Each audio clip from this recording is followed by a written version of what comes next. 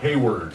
Yes, yes, yes. 89.9 FM, the East Bay's best ride. I got my dude ROD in the building. What up, man? Yes. What's going on, man? Yes, What's going on, yes. baby? Introduce yourself, who you are, what is it you do, where you from. Anybody don't know, now you know. Ah, man, for those who don't know, my name is ROD, aka the ROD Project. What aka up? Mr. Can't Stand You. Yeah. You know what I'm saying? What up, man?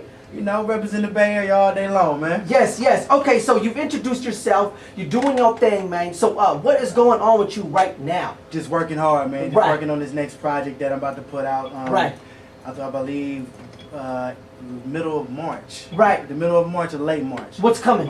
The new one. Yeah, the new one, you know what I'm saying?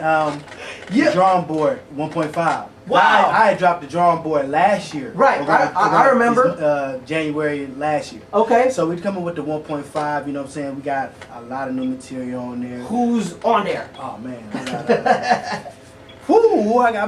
got short. You got too short on there? I got 40. Who else I got Earth.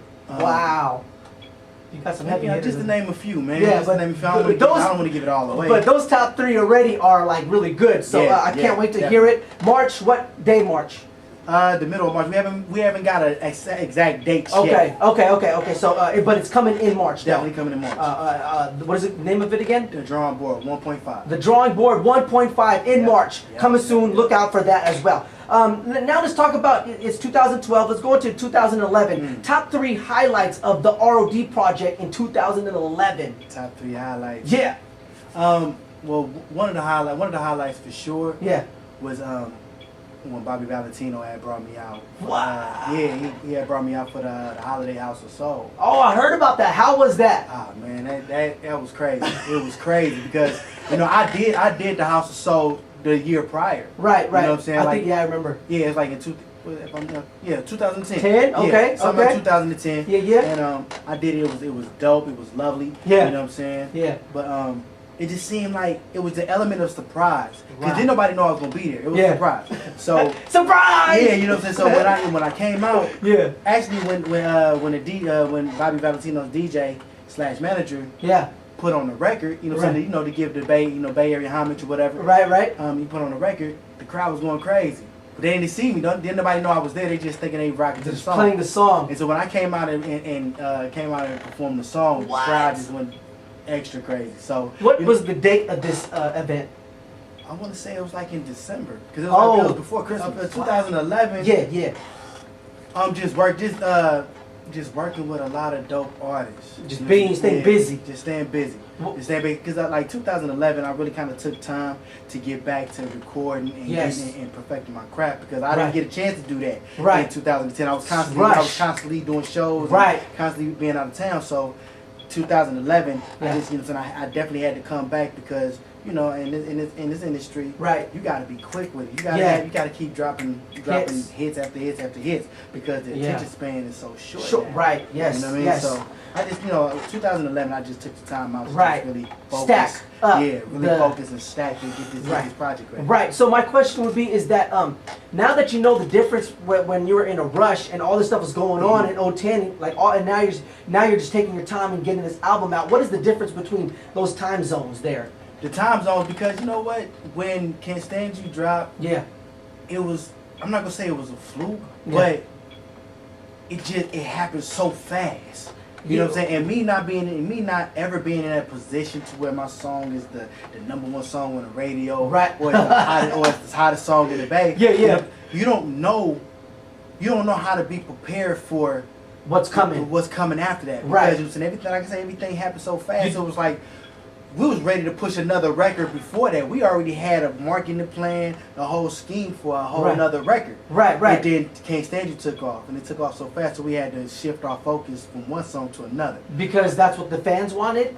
Yeah, that's definitely what the fans wanted. You know what I'm saying? Like I say, the song that we was ready to push. Yeah. It was a dope record. It featured one of my homeboys called Ivan the Terrible. Yeah. It was a dope record called You. Yeah. And like I say, I put out Can't Stand You just on Twitter, you know what I'm saying, not even thinking that it will even see the light of day of radio. Yeah. And next thing you know, it is the light of day of radio. You know what I'm saying? So you know, we definitely had to just regroup, man, and try to push it. But now the difference from then to now is that we know how fast it can happen. Right. So we're prepared. How fast was it?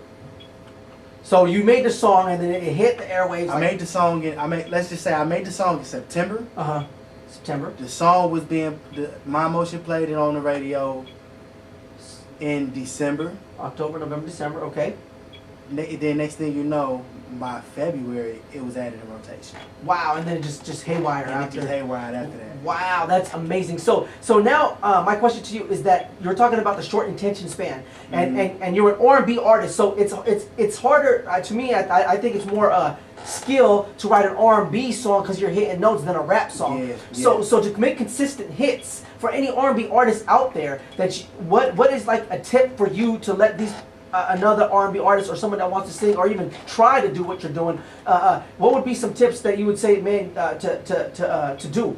Just come from the heart. Come from the heart, right from the soul. Yeah. You know what I mean? Because one thing we have to learn, we have to understand in this business period, is that everybody's not going to like everything. Right. You know what I mean? Right. So as long as you're staying true to you, then you really can't go no wrong. You know what I mean? Right. You know what I'm saying? You definitely, if you got the God-given talent, or even if the talent is talk to you. Yeah. You know what I mean? Yeah. You definitely have to just do what feels good to you. Right. You know what I mean? Because that was some other stuff that I had learned, in these past 2 years. Right. That after you get that one song on the radio, you try to keep chasing that first high. Right. You know what I mean? So you try to follow a certain format, and in my situation, it wasn't a format. It was just me dealing with a real life situation, and I wrote about it. You doing you? Yeah, me doing me. So keeping it real. And it just so happened to just take off. Right. So when you trying to follow a quote unquote format that was never even put out to begin with, it's kind of hard. Okay. You know what I mean? So you just got, like I say, now I understand it is a format. Just keep doing me. You know what I'm saying? Keep making songs that relate to me and relate to real life situations. Right. Okay. And eventually that they will just grasp on as it goes along. Definitely, because somebody's going to understand what you're talking about when you talk about real life situations. Top 3 accomplishments for 2012 ROD project. What you want to do? Get this project out, man. Yes. I definitely want to get this project out. You know what I'm saying? And let people know that I haven't went nowhere. You know what I'm saying? That people who follow me on Twitter and be my friends on Facebook. Yeah. I drop songs here and there. Just what I'm saying, just to let them know that I'm still working and I'm still doing things. Yes. You know what I mean? Get some more features up. I think the last time I was here, we had Freeway on Freeway, Facebook. Yeah, I did. That was shocking though, because I did not know. I didn't even know. I was it was in Oakland, right? Yeah. And then no, in the city. Oh, the city. Oh, I went to both, by the way. Right. That was dope, man. So congratulations. How'd you get connected with them, and how did that go? Well, the director of the video, Derek Jones, he had the connection. That was through him. You know what I mean? Yeah. He was like, "What you think?" You know, because he's out there in New York. He's from San Francisco. Okay. But he was out there at the time in New York working at MTV Jams. And he's like, "What you think about getting Freeway on the record?" I'm like, I think it's dope. You know what I mean? So he made it happen. Put everything together. I seen it on BET. Yeah. That's when I first because I don't know if I saw it on Twitter or something, but then it was on BET. How was it to be being announced on there? I was nervous. I'm gonna be honest with you. I was nervous because I saw it too at the same time. You want to know why? Because I think a lot of people when they get that opportunity, especially on BET, you got the new joint of the day. And they Oakland, California. Yeah, you know what I'm saying. A lot of people would just be like, "Yeah, man, you know what I'm saying, we made it. Yeah. You know what I'm saying, I'm on MTV, I'm on BET. Yeah. And MTV." But then the first thing that came to my mind was, okay, now this is when reality sets in. Right. This is the moment of truth.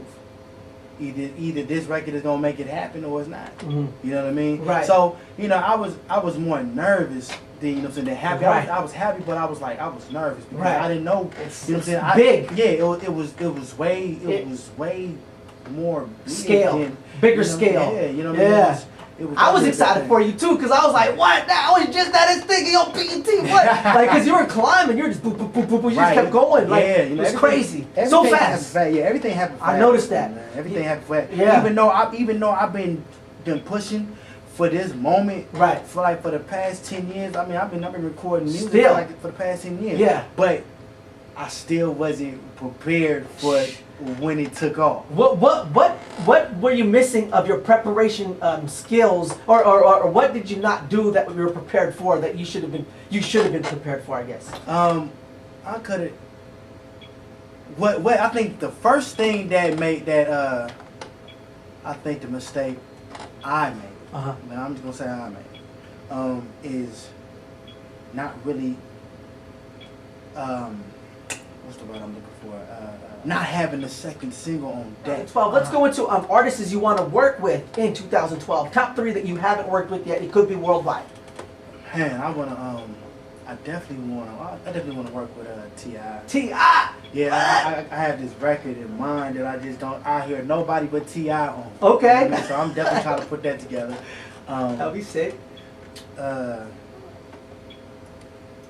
Andre 3000. Oh, okay. Yeah, he's dope too. Like, that's one of my top favorite rappers. Yeah, he's tight. Prince. Prince. Oh yeah, that'd be a great collab. Yeah. I've heard he's hard to get a hold of. Most memorable moment in your career so far, because it's growing. Right. So far. Performing at Summer Jam.